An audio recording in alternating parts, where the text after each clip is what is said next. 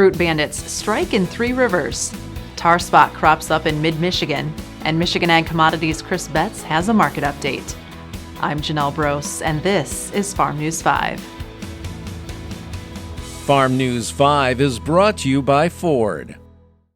It happened last fall in an orchard in Fenton and is happening again this summer. Thieves robbed a Three Rivers farm of their fruit crop in the dark of night.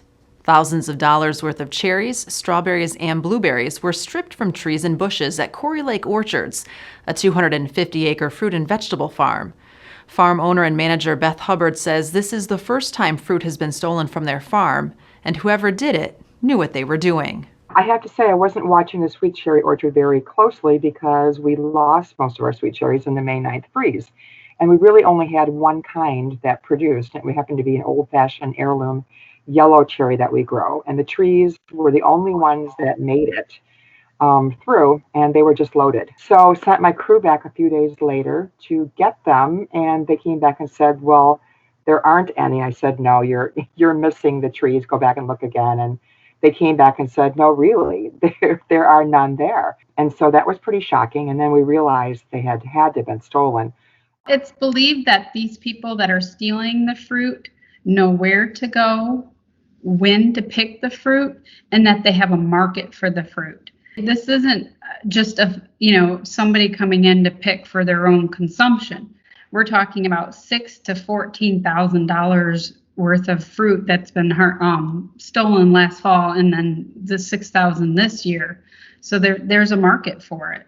That's been around for thousands of years, and fruit is kind of a available commodity. The fields are open, they're exposed, they're next to roads, they're easy to get to, and they're unprotected from almost everything because farms are getting bigger. Hubbard says she may put up floodlights to deter future fruit bandits, but Smith says farmers could also go high-tech.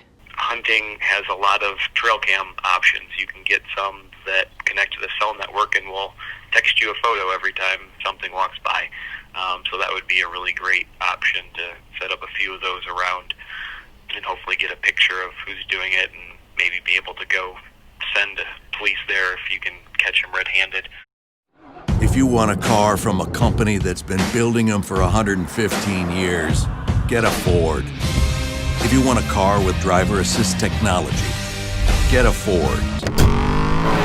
You're gonna want a Ford. Tar spot is just beginning to surface in Michigan in 2020. So far this year, the disease has only been detected in Gratiot County. While it is a reminder for growers to scout their fields, Michigan State University's Martin Chilvers says it's too soon to spray. Here in Michigan, we've had a confirmation in Gratiot County.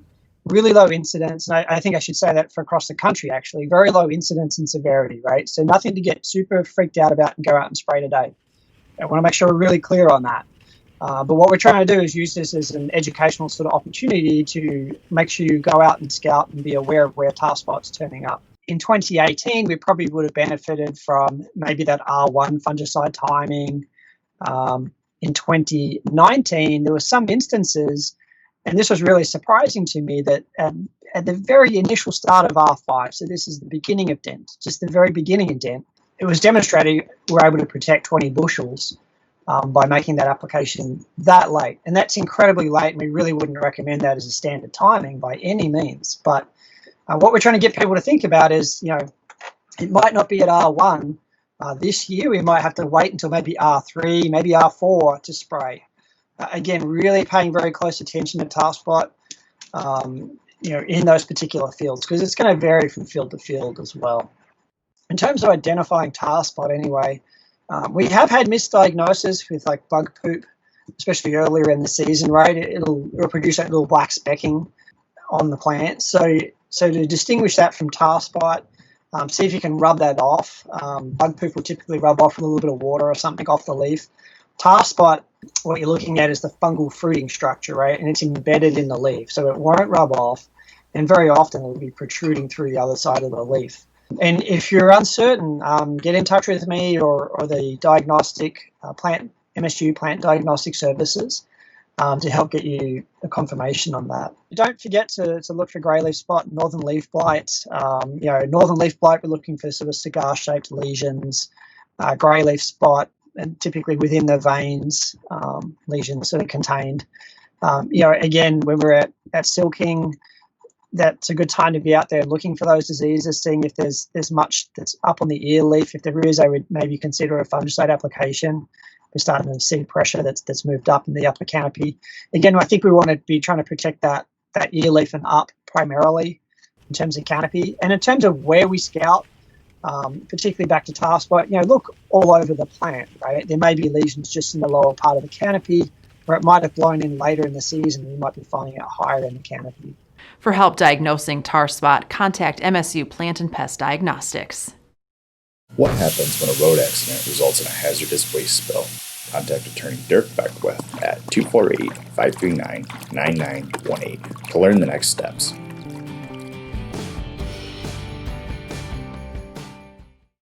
Farmers can now apply for financial help to ensure their operations are up to snuff when it comes to slowing the spread of COVID-19.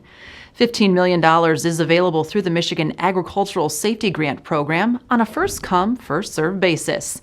The money can be used to cover the cost of COVID-19 testing, personal protective equipment, and cleaning and sanitation, among other things. The grants will cover costs incurred from June 1st until September 15th. And now with the latest on markets, from Michigan Ag Commodities, here's Chris Betts. Thanks, Janelle. Wheat provided the highlight of the week as futures rallied off reduced crop estimates in Europe, cold and dry weather in Argentina, less than anticipated U.S. yields, as well as expectations for increased Chinese purchases as part of the Phase 1 trade deal. The relationship between the administration and Beijing has been strained as of late because of Chinese handling of Hong Kong and the coronavirus. A record purchase of U.S. corn by China did little to inspire funds to offset their short position. This, partially because of a mistrust that the Phase 1 trade deal can be met as tensions flare between the two countries. Also limiting corn is the ongoing threat of coronavirus leading to another round of shutdowns. Recent outbreaks of the virus will not inspire confidence moving forward. For more market information, go to michag.com. With Michigan Agricultural Commodities, I'm Chris Betts. For more news and video, visit MichiganFarmNews.com or the Michigan Farm Bureau channel on YouTube. With Farm News 5, I'm Janelle Brose. Have a great week of farming.